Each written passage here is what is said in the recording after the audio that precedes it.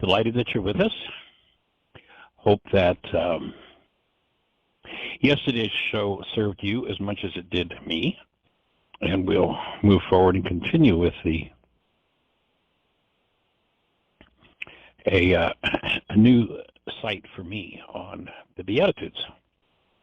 And I realized after the show yesterday that, and this is just such a difference, an important point of the whole process of returning to the truth of who we are, is that I realized after I got off the show that, or it came to me, that when I did the Beatitudes poster back in 1992,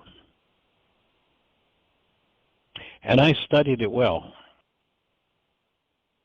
You perhaps have heard me say when I've done a Course in Miracles lesson, you've heard me say on the show, or if you've been to one of my live workshops, whenever I traveled around the country, or when I used to, not doing that anymore, but when I used to travel around the country and I would speak to a new Course in Miracles group, the first thing I would do, if you've been to one of my workshops, you know I use a big 4x8 whiteboard, and I would write in as large letters as I could before I started the lesson. So people would come in and this would be on the board, and it created quite a bit of stir. I'd write in as large letters as I could on a 4x8 board, "Don't study A Course in Miracles." And we go, well, we've got a study group. That's what we're doing. We're studying. No. That's not what it's about. And then I'd write beneath it, again in large letters, "Learn forgiveness." So the Course is about. And I realized for me, going back to, and I'm not sure what year I was introduced to the Aramaic Beatitudes. It was probably 2 or 3 years that I had worked with the Aramaic Beatitudes before I sat down, went to the Enlightenment book, and ignored the words as they were translated in the text in Matthew 5. And I suggest if you've got the Enlightenment book, you do this, to the dictionary at the back of the book. And 25 of the world's top Aramaists back in the 70s had one goal, the primary goal they had in doing this translation work was to establish the first century meaning of Yeshua's words. What, when those sounds, when his voice box vibrated and sent sounds out that they called words, what were the brain cells behind them? What did those first century words mean?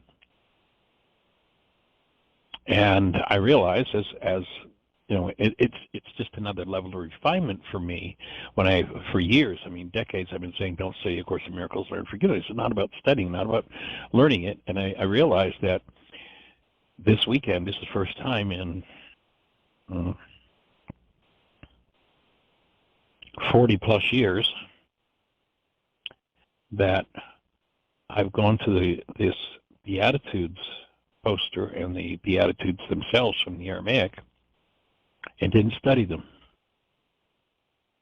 I realized that when I did this poster originally, I sat down with my best carbon-based memory, my best mind, and I went through all that their translators had done and put out a rendition. It's like, wow, this is beautiful. Look at this.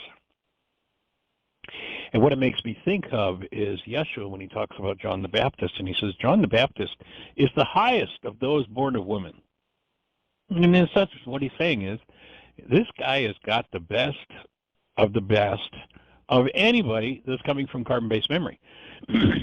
I look at this Beatitudes poster and I go, from carbon-based memory, I studied the Beatitudes from the Aramaic, and this is pretty good.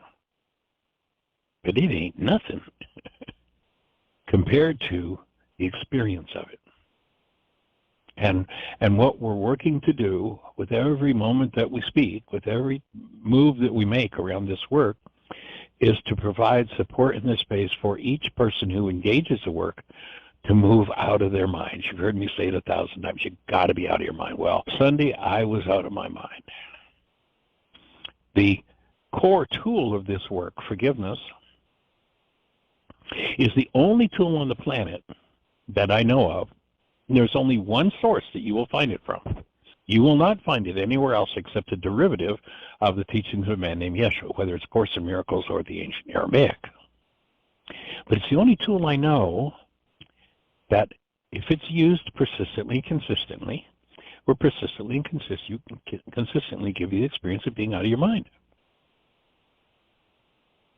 You got to collapse this carbon-based memory system.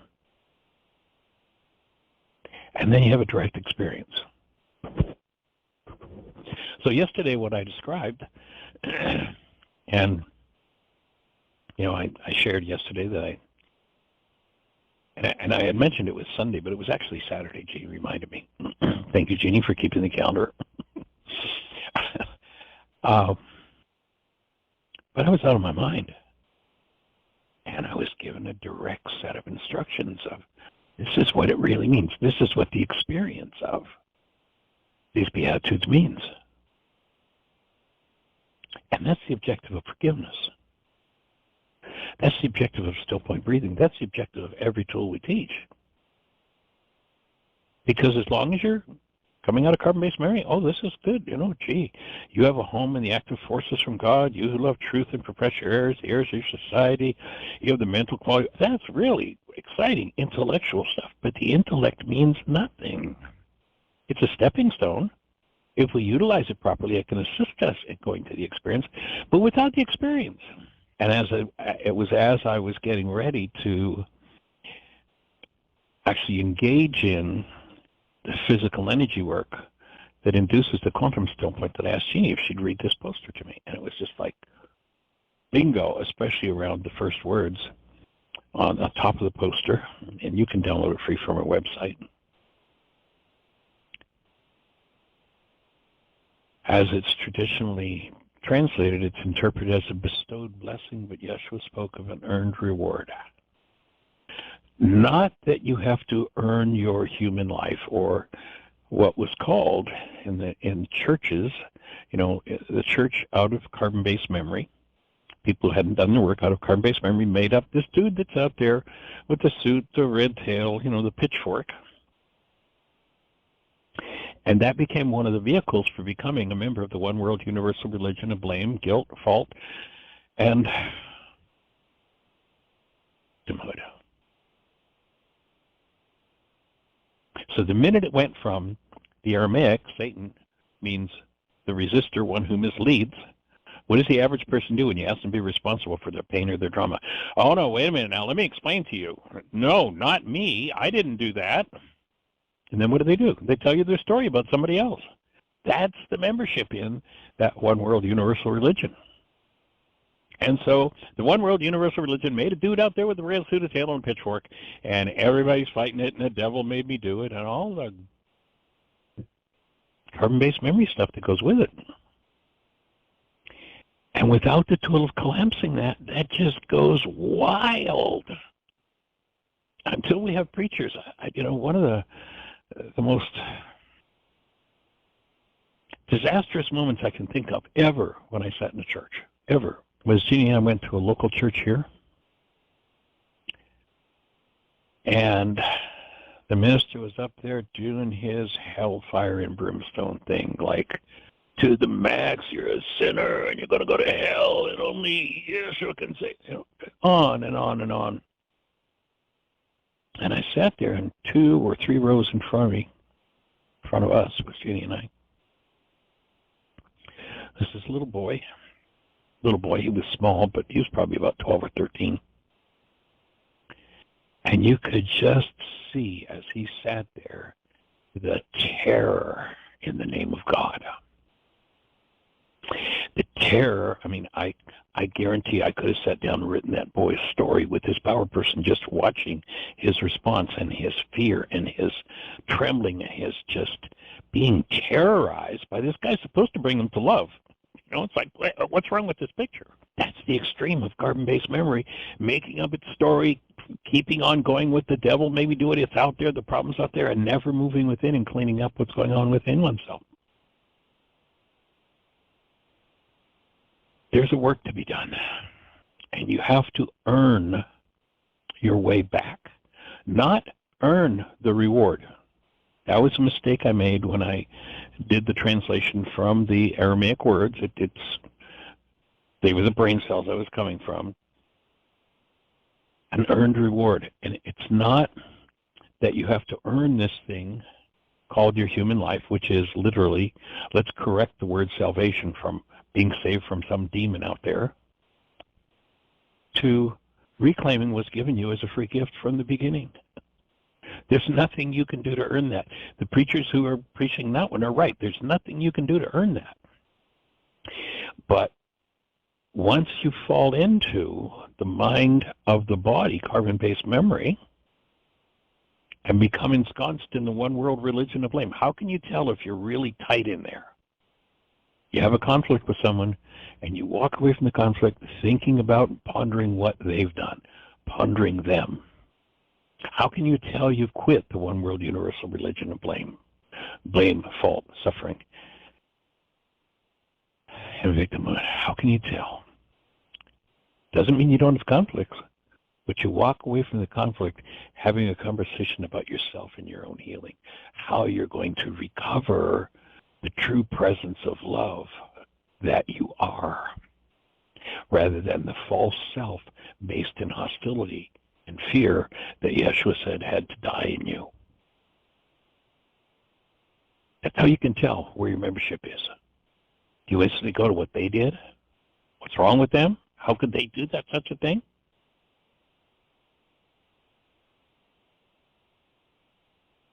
Now, that doesn't mean that people don't do crazy things. It doesn't mean that you don't hold people accountable for the crazy things they do. But you look at yourself first. Is there a state of disturbance in my mind? Am I in resistance to owning this? I'm trapped in Satan at that moment. And I would offer anything other than active present love in the mind is a form of mental illness. And if you walk away from a conflict and you're not about healing your mental illness, then you're a card-carrying member of that one world universal religion. And we're here to support people being converted. Not converted to anybody's religion. We don't have a religion to join. Not what it's about. It's about converting your hostility and fear-based mind, if you've got one, back to a love-based mind. Back to where you reclaim the gift you were given originally with the breath of life. And to determine what that gift is, all you have to do is hold a newborn child and tap into the essence of the newborn. You came in with that. I came in with that. Hitler came in with that. Every person on planet Earth came in with that. Every politician that we might talk about today came in with that, came in as that. What happened to them?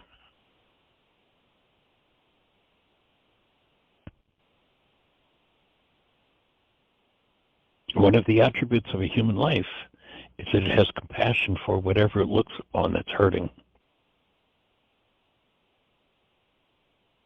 Does compassion come into your mind when you think about the latest cause of trauma in your world or in the world?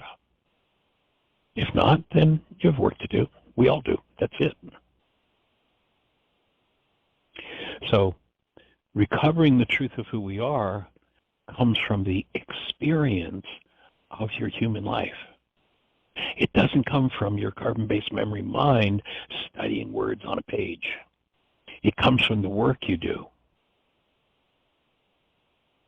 So this word tuvehun, again, I kind of closed out with this yesterday, but I'll repeat it. Benjamin Franklin, when he came out of the Continental Congress, said, there you go, you've got your republic, if you can keep it. When the breath of life was put in you, if Benjamin Franklin was there, he'd have said, there you go, you've got your human life, if you can keep it. But are your genes, is your carbon-based memory filled with so much noise, so much drama and trauma from the generations? And just look at what's happened on the planet the last 100, 200, 300, 400, 500,000 years. And who doesn't have that drama and trauma in them? I don't care, the most protected person.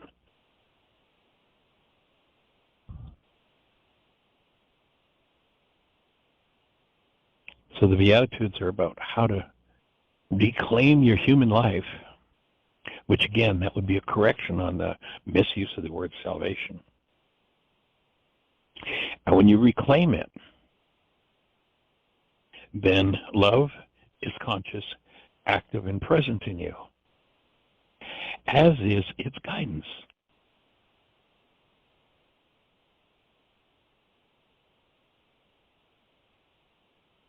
So just quickly to run through them.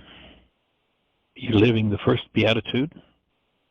Blessed are the poor in spirit, theirs is the kingdom of heaven, is a traditional. It's not about that. It's you can't live in the body's mind. You can't live in carbon-based memory and be in that, what the reward was of that particular statement, heavenly estate. You've got to live in being. You've got to you've got to experience your life from a state of being. As I said, I did this from my carbon-based memory, from my head. Oh, it's great. But remember what Yeshua said about John the Baptist. Oh, he's the highest of those living from carbon-based memory. But if you go to the next realm, the realm of being, he is the lowest on the ladder. People esteem those in the world who have that whole intellectual journey together, but he says that guy is the lowest. So our objective is to support you shifting from doing this from and through your mind into tapping being on the shoulder and bringing you to the direct experience of being and growing your awareness and your willingness to stand in that space, whatever goes on in the world. Again, the Greek translation of the second beatitude, blessed are those mourning their wrongs, they will be comforted. No, it doesn't say that. It says those who honor truth, which means that there'll be no dissociated mind, no stories to hold on to, and therefore, and the result in Aramaic in this beatitude says you'll be freed of mental stress. The next one, traditionally, blessed are the meek, they shall inherit the earth. And that one in Aramaic, in the experiential sense of it, what I now am understanding is those who look to being. And standing in being, the very presence of love that they are strengthens a being in others. The Aramaic from the poster is you who have humility, the mental quality of perceiving and cooperating with the good desires of others. But it's more about who enter into their own body-mind units, into this carbon-based memory system, and live from being. And that line in the worksheet that says, when I choose love, it wakes up the love in everyone. You know, a middle C tuning fork, if I tap it on the desk and I put it near a second middle C tuning fork, it has no option but to vibrate. It can't say, I'm not going to vibrate in response to that middle C. I'm going to stop it. It's an automatic energy exchange. If being is active and present, and for years we talked about conscious, active, present love. If that is present, it's like a tuning fork that sets up a certain frequency. The being in every person in the field has to respond. There's no choice about it. Do it often enough, long enough, deeply enough, strongly enough, and it's going to strengthen that in others.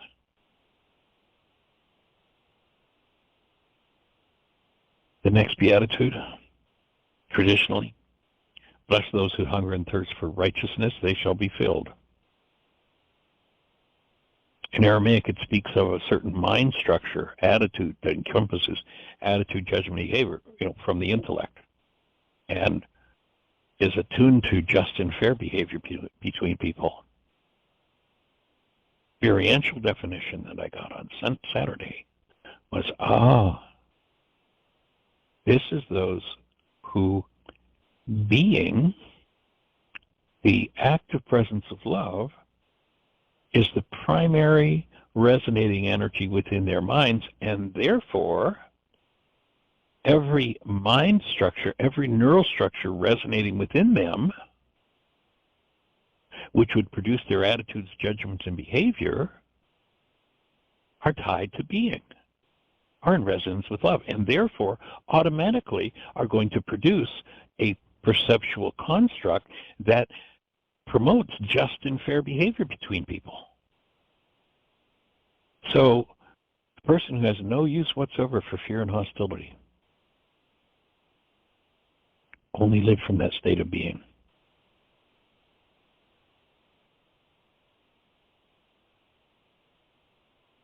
And the it says the ultimate result of that is that you will attain it. If you be it, you will set it up in your world. Beatitude, blessed according to the Greeks are the merciful, they shall obtain mercy. This was about that answer that Yeshua gave when they asked him what was the first law, and he didn't say love God and love your neighbor. And he didn't say the second one was like unto it, love your neighbor as yourself.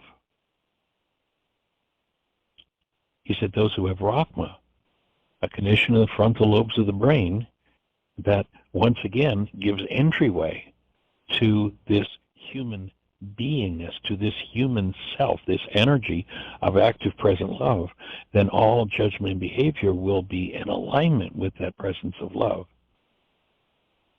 And as the line in the worksheet says, although I didn't understand at this level way back 25 years ago when I introduced that line to the worksheet,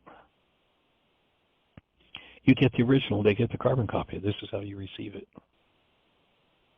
This is how you correctly receive your human life, and therefore the gift you were given at the moment of the first breath that went into your physiology, which would be a proper, correct definition of salvation. Being saved not from some dude out there, but the internal hostility and fear-based mind from the generations. Remember they said the sins of the fathers will be passed, yea, unto 3 and 4 generations. And sin, again, in Aramaic, simply is an archery term. It's got nothing to do with the Greek horrific terrorism of sin that preachers use. All it is an archery term that means off the mark. If you engage in an energy that doesn't belong and you put it in your human physiology, then you're going to destroy your human physiology. That's all. It's not that God's going to get you for it. It's all self-imposed. If I put an energy into my physiology that doesn't support my physiology falls apart. That's what they were telling us when they said the wages of sin is death. Now that's been used as a threat. Say, you're going to die because... No, it's all suicide. We do it to ourselves. So what he said when he was asked what's most important, this beatitude ties right in. What's most important? How do you get a human life? Have Rahma, not love Creator and neighbor herself, but have this filter and gateway in the frontal lobes of your brain active so that your human life, love, enters your human form. That's your human life. You just reclaimed your salvation. You just saved yourself from your own genetics, your own historical insanity, which we've all got. And so if you live from that, then that's the only thing that will come to you.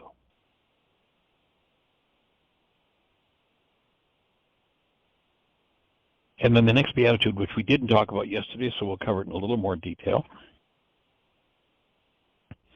speaks of the historical interpretation. Blessed are the pure in heart, they shall see God. And the poster interpretation from 1992. You who have, and the word in Aramaic is dead seen, which means a completely purified mind, you will mikhazun, comprehend Allah, which is the Aramaic word for the Creator, the invisible source of creation. Now, what I understood on Saturday with the quantum still point was that what this word comprehend here means is more, again, it's not, when I did this back in 92, it's, you're going to understand it. You're going to intellectually understand it. No. It's more, you will recognize your oneness with.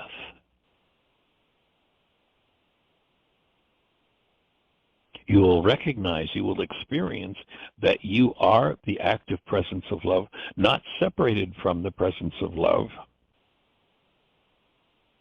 but you'll experience oneness with the Creator.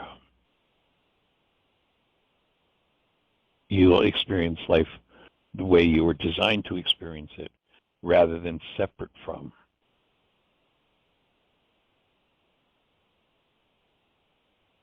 So when Rahman is active, when human life, active present love, your gift, your original essence is fully present in your mind and there's no competing energy.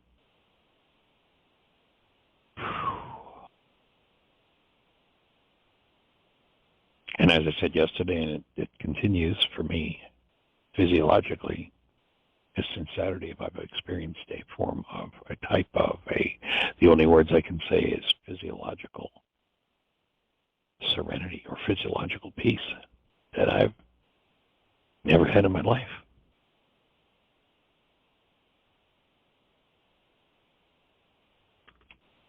That's what we're here to support each person in experiencing their nuance of whatever that end result is. Not mine, yours.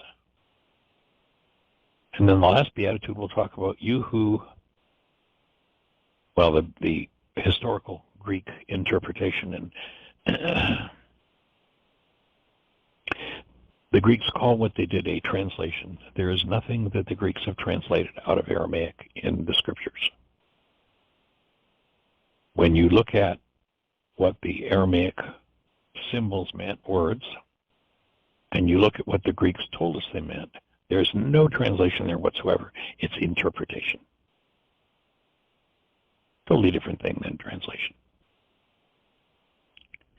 So the historical interpretation of this last beatitude, blessed are the peacemakers, they shall be called the children of God. And in my 1992 translation, or I should say rendition of it, I do not translate the language.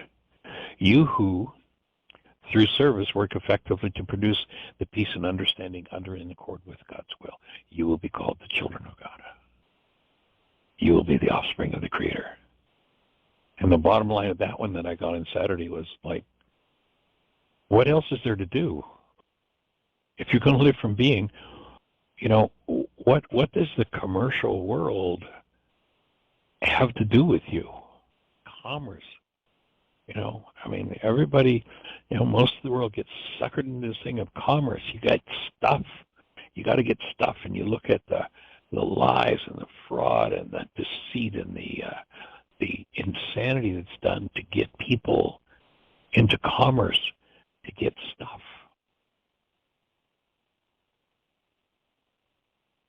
And we're not designed for stuff. We're designed to live as human beings. And when you think of those who've lost their human beingness, are not functioning from love, are functioning with some form of hostility, fear, rage, guilt, grief, drama, or trauma. And, you know, you look at what the world's doing today, and in a different way than it's meant when it comes out of churchianity's mouth, a fallen world. Like, see, Satan's trapped the world and got it in his grip. This dude with the red suit that they'll tell him before. But when you realize that, you know, I look at how long I spent my life not comprehending the truth of who I was and functioning out of this carbon-based memory system. So with this last beatitude, through service, work effectively to produce the peace and understanding. It's like, what else is there to do when you stand in that space of connectedness and you see that the world has lost that state of being? There's no reason to participate in the commerce world, and there is no projection or judgment left in you because you freed yourself of all of the energetic patterns that lead to projection. And so what do you do from there? The natural thing for being to do is to bring healing to the world.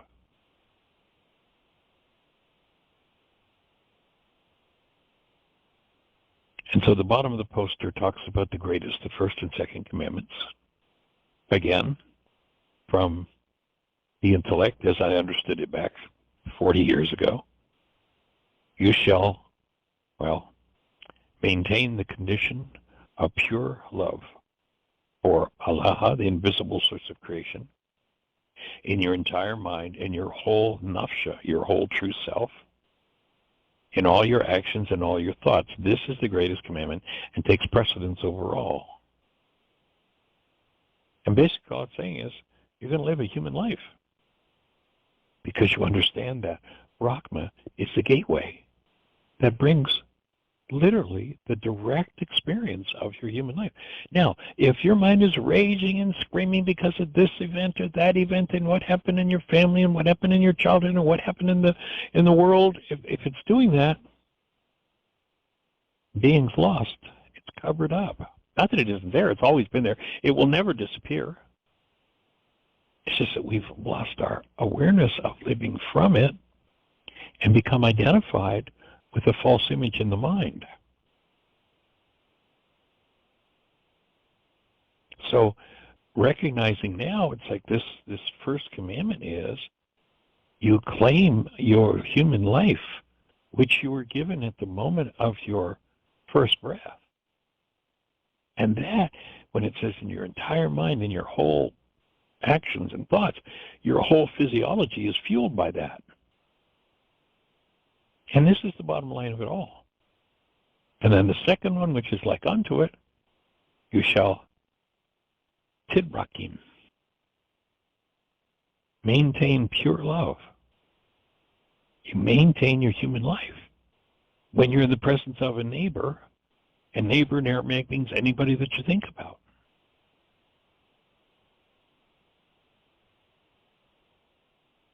And by so doing, you maintain, you reclaim, you save your human life, your true self is the active presence of love, from the insanity of what's gone on in the world in the generations. So that's where this earned reward versus a bestowed blessing. Yes, you were bestowed a human life. Can you keep it? Can you live with that as the only fuel source for every cell in your structure? That's the challenge.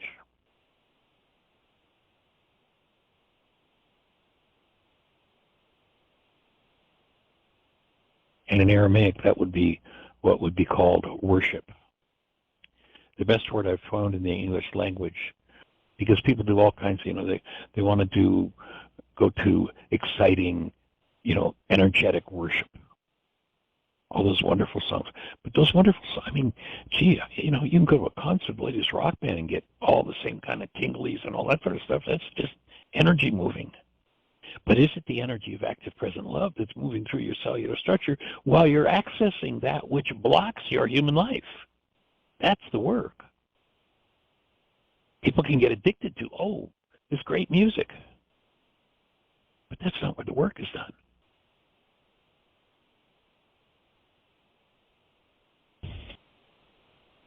And for me right now, it'd be easy to just close the show out and just breathe for a while.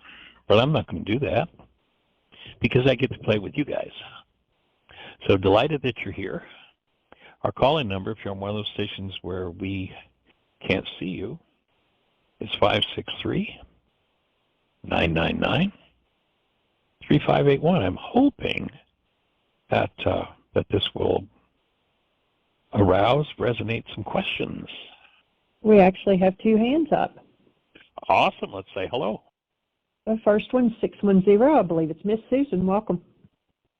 Oh, I can't believe I'm the first one because I just touched one. So the other person must have touched it right after me. You were simultaneous. Oh my God. Well, I've been glued to every word, Michael. And so have I. I realize that I'm teaching my mind to speak about an experience that I really hardly comprehend. I understand. I understand how hard it is, and I'm standing right at the edge, and it's a story that's keeping me from stepping over. And it's a story that's an actual story, and I just it doesn't really matter what it is. But it is so hard for me to let go of it, to go where you're saying we need to go. one of my thoughts is a punishing thought. Like, this person must realize what she did. I'm talking about my sister with my son and what she did to him years ago. Yeah. And I'm going to see her tomorrow at Thanksgiving, and I want to be ready. So this is like this, I'm on the fast track, try to get prepared, because my intention is to hold active, present love. But that's as far as I've gotten. I'm intending to that. I'm willing. Well, maybe it's not true. I don't think I'm willing. I'm intending, but there's a wish for punishment. The mind is willing, but the flesh is weak. The carbon-based memory still got some stuff. It does. So yeah, I hear you. When you say the love in me wakes up the love in everyone, the love in me is no mind. There's no mind. Or Correct. in my defenselessness, well, there isn't any mind. Actually, yeah, let's step back just one step. Actually, there is a mind, but it's not the mind of carbon-based memory. It's not the mind of the body. It's the mind of Christ. Okay. Is that we got two minds going here. We got one, it's just a database, generational patterns, whatever's there, and a self that isn't. That is just a fabrication of that. And then there's that true self, which is attuned to the mind of the Creator, literally the mind of love, or what they called in the ancient teachings the mind of Christ. Okay, so I need to get into the mind of Christ, big time. Yeah. So question. Wise as a servant. What? Go ahead. How did it feel when your power person wanted you to repent? Recant whatever it was you did that you were being punished for. How did that feel?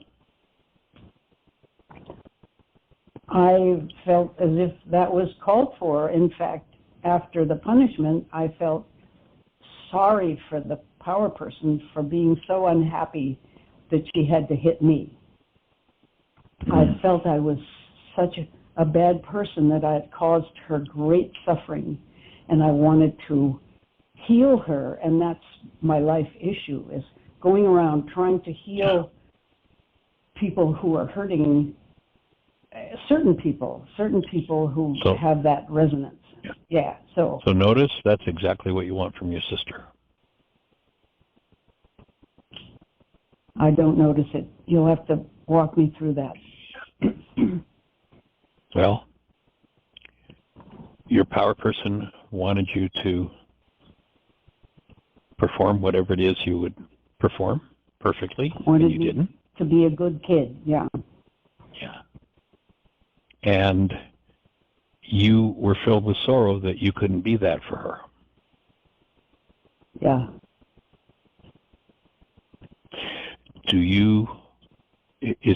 Would it be appropriate to say that your goal for your sister would be for her to be repentant on what she's done and fulfill your want for that experience? Is that the goal we're really working with the one that involves the power person? I mean, for my sister to feel really sorry to me? Yeah. Because she and want to me? offer healing. Yeah, and want to offer healing. Right. It could be. That's good. So that would be a good worksheet to do before you go tomorrow, or maybe focus on that and do a few around that. Because, virtually everything, when the stress is up and the chips are down, if you look at the behavior you want to do and the reason your mind or the excuse your mind is giving you that behavior, it will always be a repeat of the power person dynamic. Under stress, what do I want to do? I want to do what my power person did to me that I hated most, and she demanded that I be perfect, and I offer her love and healing, and I was being who I was. I couldn't do it.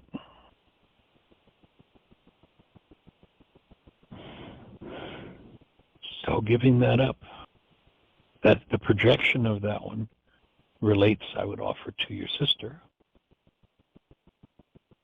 And as you give that up, and that might look like, the goal at the end of however many worksheets you do on that between now and tomorrow might be to be able to hold to your human life and embrace her in active present love exactly where she sits in her repentant self.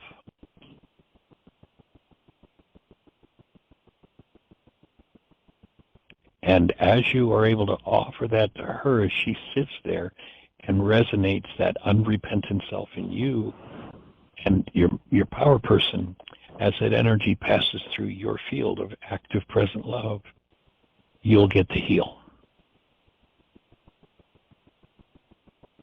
I can't even track that. I'll have to listen to Let me this say it again or differently. something. Okay. Yeah, let me say it differently. Your sister resonates a part in you that holds deep trauma. Your mind tells you it's about this picture. It has to do with your son. And that may be a component of the energy that you're holding. And that's what you have to break through in order to bring love present into your physiology in the presence of your sister. That's what you have to do to reclaim your human life, for you to be, quote unquote, safe, for your salvation. It hasn't got anything to do with your sister.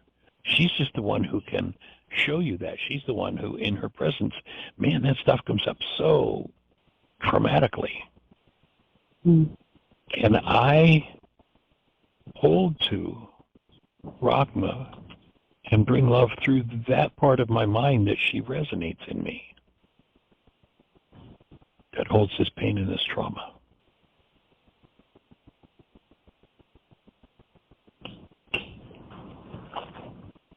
You know, it kind of ties in with you've heard, we've talked several times about the commandment that says, honor thy father and thy mother. There are two people in the world that we're required, according to Yeshua, to do something above and beyond just have Rachma for them.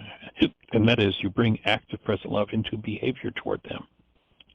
And the reason for that is because with the power person, they're the ones who energetically participated in what blocks or what has buried your human life, your ability to function 100% out of what you want to function out of, and that is your pure being. And it sounds like your sister runs a close second. So say that again. Your voice got really soft. My sister. Okay. It sounds like your sister runs a close second to your parents in terms of this power person dynamic. Honor thy father, thy mother, and thy sister. Bring love into behavior toward her. What action could you do to bring love into behavior toward her? And watch everything that comes up in you as you do. A lot of garbage. Yeah. Okay, why don't you take the other... notice your sister's not there.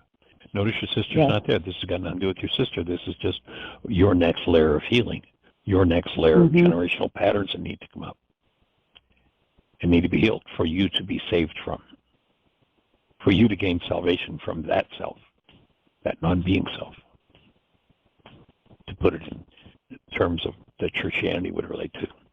So breathing with you and holding the space with you. Thanks. I have this goal that she not have done that. So it's very convoluted. Yeah. So remember, if I say don't think about the color of your car, what am I setting up? Yeah. Think about the color of your car. Remember in the worksheet it says the constructive result you want. You can't have a constructive result of her not doing that, because the focus is doing that and the instruction is do that. So what is it you really want from her? And notice it's hard for your mind to get there.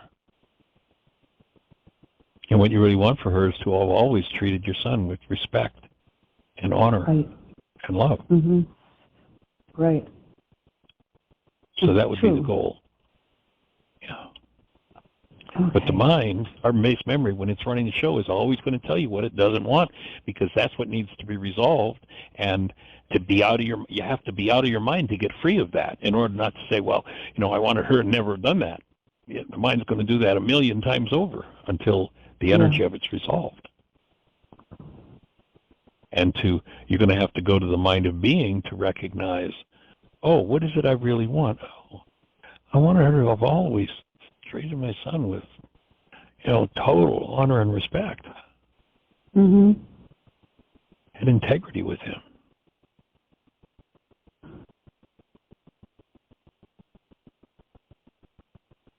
And maybe backing up and doing a worksheet on Mom with that same goal might be useful in regard to you, to have always treated you honorably and with respect, gently. Yeah.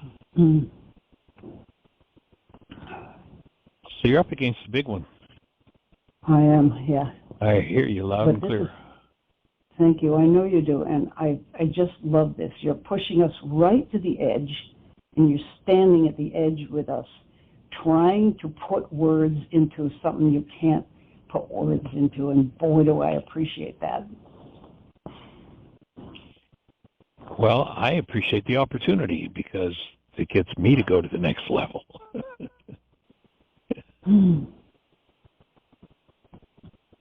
Well, I know you have another caller, and there's 10 minutes, so maybe you could squeeze it in, and I've got this. I've got it on paper here to do. All right, dear heart, we'll be holding the space. Thanks, Michael. All right. Happy Thanksgiving. Our next caller is 541, Miss Celinda. Hello, hello. Welcome, dear heart. Welcome, welcome, welcome. Yes. How are you? Beautiful. I am so enjoying, I can't believe I said that word, but enjoying this conversation about the Beatitudes as well as yesterday's.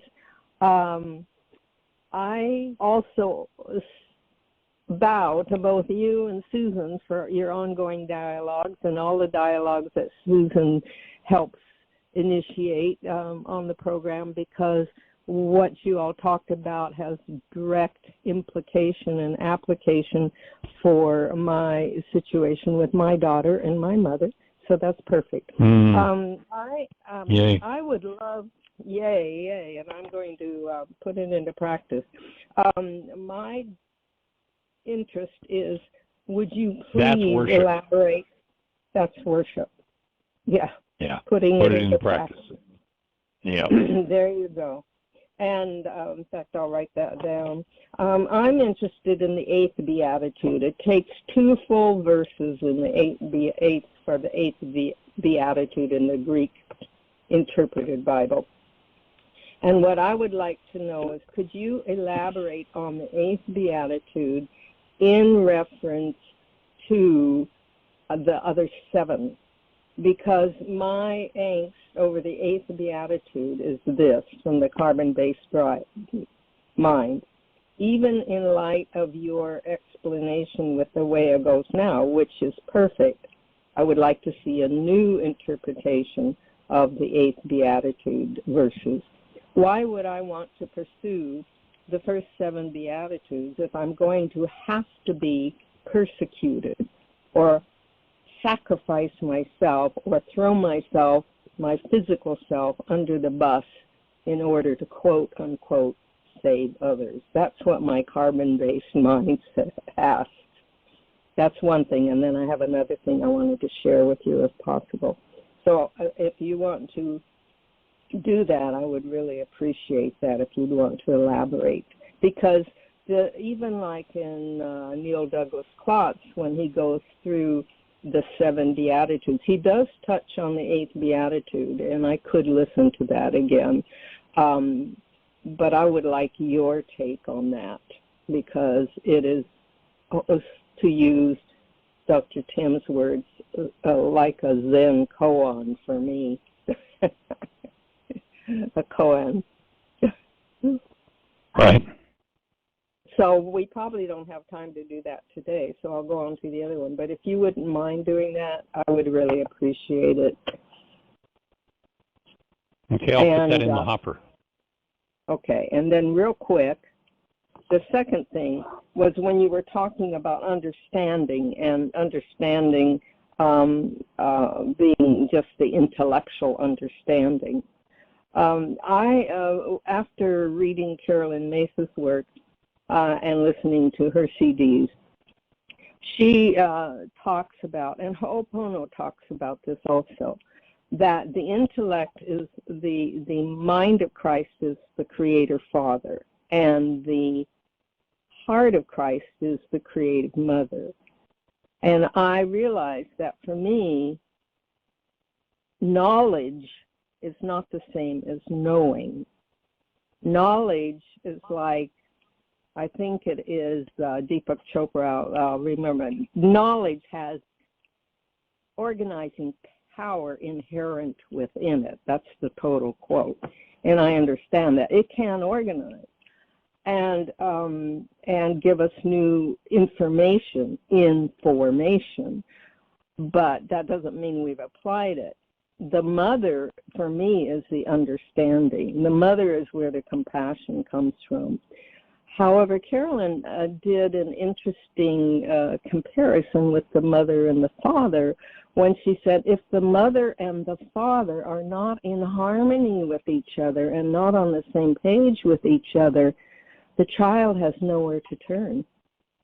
And I was thinking, what would the child be left with? Being an errant child, being a delinquent child, being a distrusting child, or a resistant child, or a confused child, because it's getting confusing messages from both parents.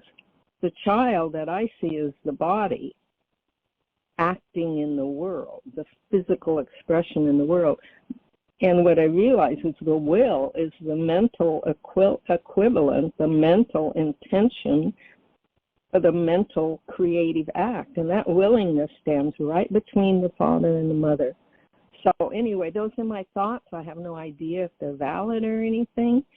But I just wanted to share that with you. If my heart and my head, if the Christ mind and Rucha are not in harmony, my interpretation of them or my disassociation, not connecting them together, myself, I'm disconnected, so I see them as separate. My child can't express out in the world. And then the will is not there, because where's the direction? Where's the harmony? Where's the education from the mother and the father? Yeah. So my take would be that making it far more complicated than it needs to be. The mother, Yes. the father, trying to intellectualize all of that and interpret all of that. And right. For me, the difference that I hope I've communicated from yesterday to today, the shift that happened for me when I did this quantum still point on Saturday, was that the Beatitudes always meant what this poster said, and it was an intellectual journey, and it's figuring it out, and boom, boom, boom, boom, which is a step in the process. So in one case, I'm studying it with my head, in another case, I'm experiencing it from being. It's an experience of it. And so the objective would be, rather than to go, and this is mothers, this is fathers, male, female, it's like, can I breathe and touch the presence of love in me? And if I can breathe and touch the presence of love in me and bring that presence out through whatever in me inhibits my experience of love, then I'm going to be free of it.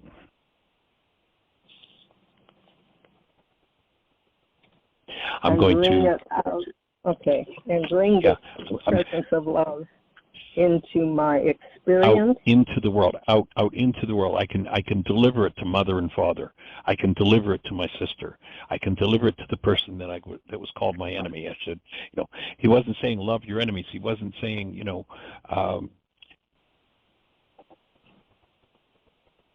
you need to run over to your enemy and give them a big hug. He was saying, maintain your human life in the presence of your enemies.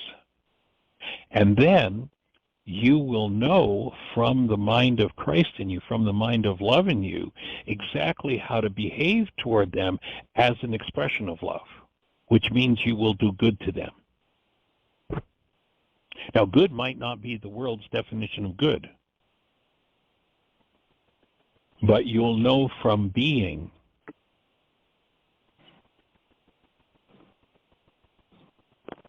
what to do with the quote-unquote enemy. And doing that, usually the enemy will just disappear. And so tomorrow being Thanksgiving, and I purposely, when I translated the Beatitudes poster, I don't know if you've got a copy of it, but I purposely left the 8th Beatitude off of it because it didn't, for me, feel necessary after covering the first 7 to go into that one. You know, we've talked lots about healing crisis, but we'll open tomorrow and talk about it. So you will be live tomorrow? Good question. Okay. We will be live tomorrow. And that is the plan. Thank you so much. I'm going to forward this to myself.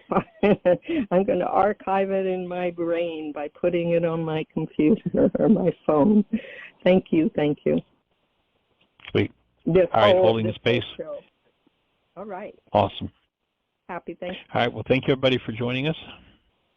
We hold the space for a wondrous day of appreciation, or going beyond just thanks, but into really experiencing what we have been given as our human lives and the world that was given to us. As crazy as our minds can get with the craziness going on, the beauty, the opportunity, and the appreciation of everything we're offered. Even the opportunities to look at those energetic patterns in us from our generations that are in need of healing, that when they come up can be quite traumatic. Hold the space for you to be able to appreciate those. Have a wondrous appreciation day tomorrow and create the best year yet of your eternal life. It's an awesome gift to give.